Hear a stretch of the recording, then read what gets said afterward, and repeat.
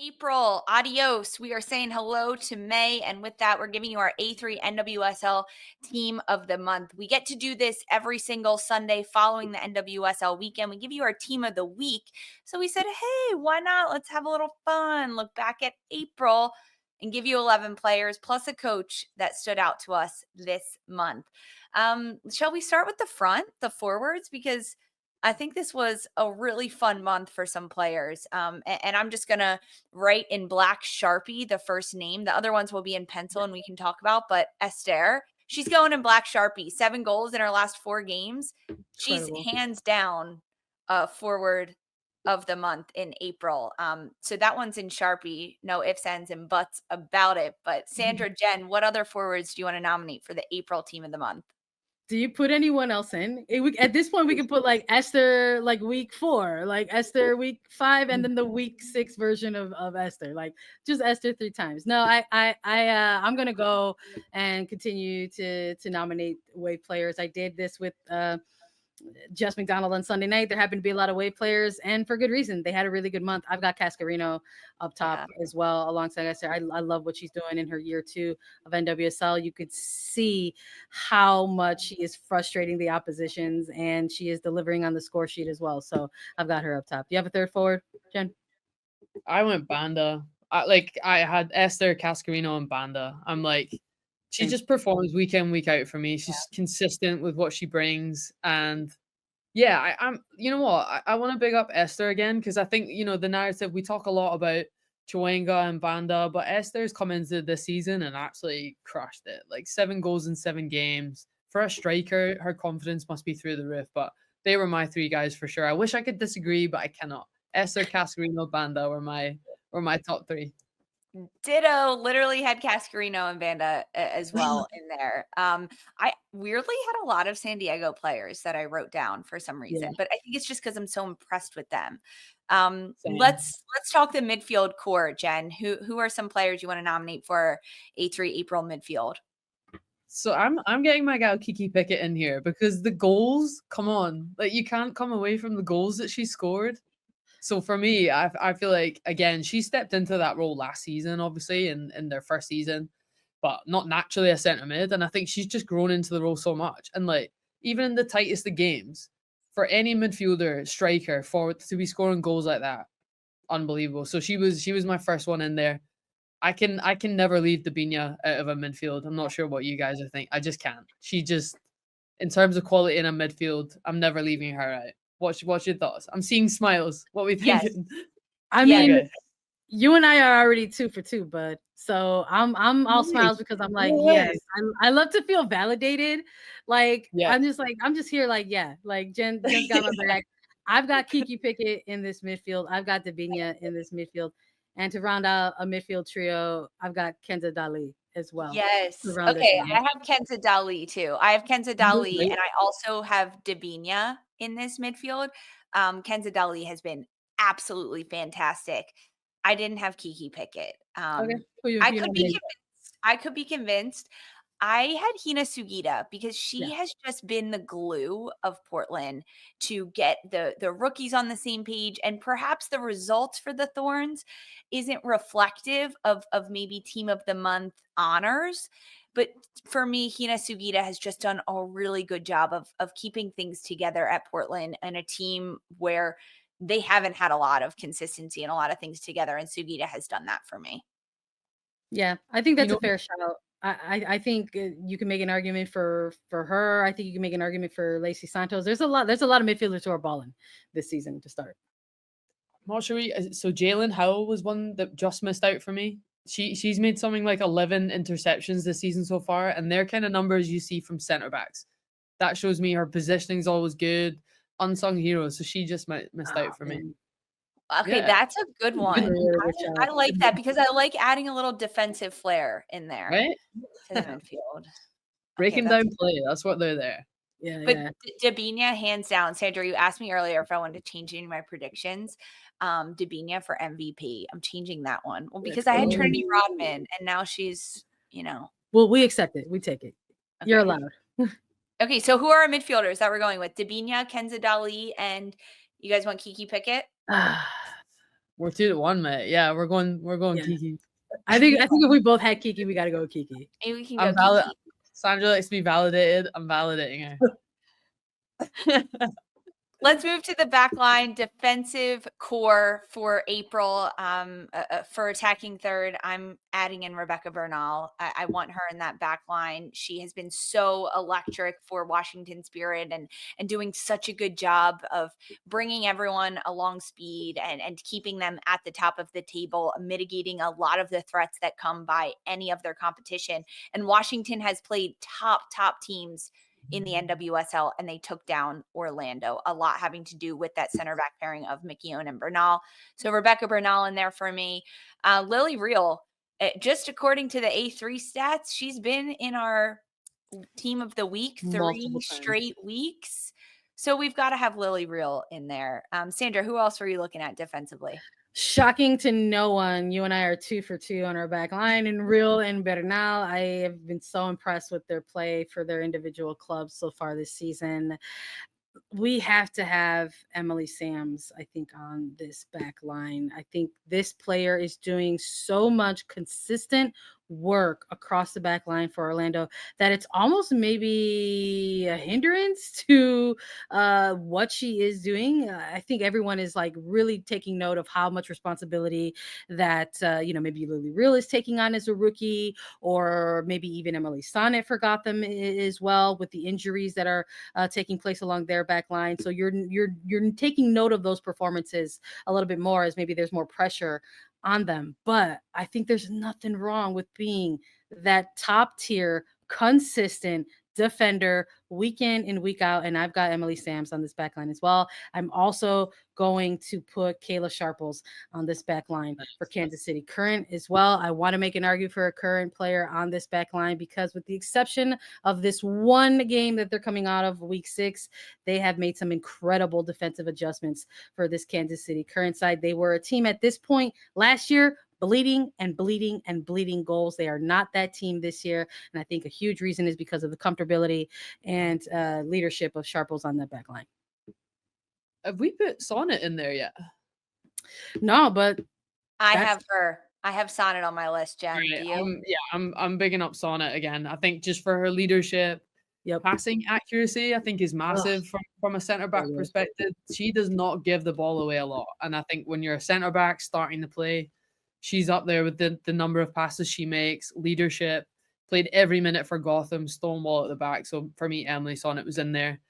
And I want to big up Tara McKeown. I think anyone who transitions from a striker to a centre back, unbelievable. I think what she's done, she's one of the league's top defenders for me, especially coming into a new position. Those two for me. And I think it says all when you're getting called into the national team, having made that change, I think shows that, the kind of job she's doing. And again, distribution going forward, those two for me, they're first two on the list for me. All right, Jen, welcome to the club. I'll send you your t-shirt and your placard. It's the Tara McKeown is a great defender club, and I am the chairperson of it. All right. Thanks for having me. Happy to be here. Welcome aboard. We have meetings every Tuesday at 11 a.m. on YouTube. Tara McKeown is such a good shout. I actually didn't have her in mind, but I'm always here for it. Yeah. But I had Sams. I had Emily Sams, Emily Sonnet, Real, and Bernal. So I like it. I think that Tara McKeown has had some inconsistencies at times in that center back role. But I'm going to take Kayla Sharples out. Sorry, Sandra. I'm making that's fair here. So between Sams and Tara McKeown, who do we want to go with? I'm still going Sams in this one. If you're bringing up consistency or inconsistency, how do you go with the inconsistent over the consistent? That's a great point. I think on that, it's fair. Yeah. Okay, so we're gonna go Emily Sams. So we've got Bernal, Real, Sonnet, and Sams. Goalkeeper of the month. I have mine. Sandra, do you have one? I have one too. I hope we all have one. Okay, look, I'm gonna go with Lorena on this one for Kansas City Current. Double down. Put her in. Double down. 4 shutouts, and absolutely electric, not even speaking English to come into this league and be able to do that. Plus, Kansas City defensively has been so good this year, and we took out Sharples on the back line. So I'm giving it to Lorena as well. She's my nominee. Jen, who did you have?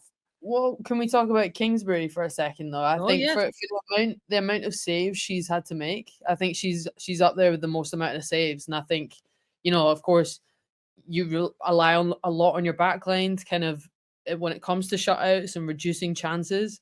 But when your goalkeeper is making 22 saves already this season, she's kept you in it. And I think they're third in the ladder. She's performing. She's making those big saves. That's when you need your goalkeeper to step up, and she has. So I'm gonna counteract that with Kingsbury. She did make our teams of the week over the course of this early phase. So I don't know. I mean, I think it's tough. I'm still sticking with Lorena. Yeah, I'm 2-1 on this one, so I feel like I'm gonna lose out. I like the shout for Aubrey Kingsbury. I think that she is put in more precarious positions than Lorena is put in. So she is forced to keep Washington a little bit more involved in the game, and she's forced to make these insane athletic saves. Kingsbury's positioning is also very good too. I think you're high on Washington, Jen. You had Mickey Owen, Bernal, and Kingsbury. Look at Yeah, you. am I showing my cards here a little bit? Am I? Look at you. You are. Yeah. I'm reading between the lines a little bit. Come on over to the Washington side. I'm like, I'm part of that fan club too. I'm here. I just have been very impressed with Lorena as a new player in this league and having to adjust to everything that is being thrown at you when you're new in the NWSL, the travel, the language barrier that she has, the front line in front of her. It's a lot for Kansas. It's different challenge defensively this year as well. I think that's massive. As a center back was my position. I used to always hear so much from my goalkeeper. The amount of information you're getting for 90 minutes from your goalkeeper is constant. So if English isn't your first language, that's hard. So I totally agree with you that one on Lisa. When you're not, if English isn't your first language and communication's absolutely massive between that little triangle, goalkeeper and two center backs. So I agree with you on that one. So we are taking a poll on YouTube, and this really contradicts what we're talking about, but people are saying 80% Kingsbury should be in it. Oh, come on. And 20% Lorena. That's disrespectful. Come on. That's high. I thought it was going to be a little closer than that. 80-20? That's a blowout. I thought it was going to be closer too. We didn't do a good enough job, Sandra, convincing them. But convince us now, Sandra, Coach of the Month. I love that we're doing this quarter check-in, as everyone can look at their first 6 weeks of this season and say, we have been handed a loss in some capacity. So there is no super perfection, as far as just record or things like that. But I was so impressed. I was moved, let me say, by this most recent game with Orlando and Angel City. I think Seb Hines is going to be my coach of the month. Indeed, it is tough to run it back, and they are doing everything in their power to make sure that Orlando still stays in the headlines, on the lips of analysts, and the chatter online, all of it. And I think a huge part of it comes from that sideline as well, along with the talent across the roster. But Seb Hines for me, for sure. Same. I was completely the same. I think that the biggest compliment you can give a coach is problem solving, and I think he did that in that game. The changes that you saw going into the second half, 2 goals down, I think you need your sideline, you need your support from a coach in those moments to be like, what can we do? If you can't solve it yourself on the pitch, you need the help. And I think I can agree more with Sandra on that one. He's got to prove it all over again this season, and you're right. League's getting harder. People are kind of figuring out maybe how to play against the Pride a little bit, shall we say, making it more competitive. But he's made big decisions at key points, so he's been a standout, and he's been my quarter mark coach of the month coach so far. One of my honorary mentions for coach of the month was Sam Lady with how he's done at Angel City. I mean, even though they've picked up losses in their last couple of matches, they put in 2 goals on Orlando Pride. And with a head coaching announcement coming out with that team, he's still been able to be an incredible interim in an incredibly difficult position that lady is in with Angel City. But yes, I agree with you both on Seb Hines doing a tremendous job. But that was my honorary mention, Sam Lady, and also Jonas Adeval, who we gave a lot of love to earlier in the Yeah. I think we can't give all the love to San Diego also without giving love to Jonas Ideville. Like what he's done with this team in a relatively short space of time, right? And I think we can kind of change it, see it. So yeah, what he's done, I have to give him a bit of love as well, for sure. Let us know if you agree, if you disagree, what you thought of our April Team of the Month for A3 in the NWSL. Are there any changes you would have made for what we picked? Let us know in the comments on social at Attacking Third. Hit us up because, of course, we always love hearing from you guys. A3 heard.